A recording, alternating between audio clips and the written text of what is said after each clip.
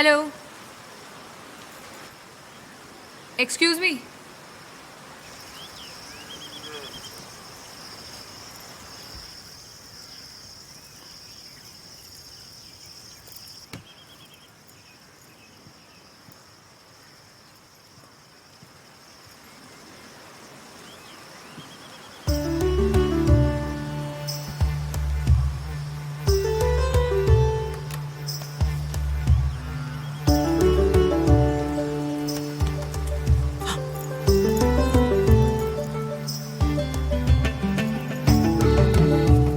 என் பேர் Deepa. MA journalism பண்ணுறேன். Final year ப்ராஜெக்ட்டுக்காக ஒரு நியூஸ் பேப்பர் ரெடி பண்ணிகிட்ருக்கேன்.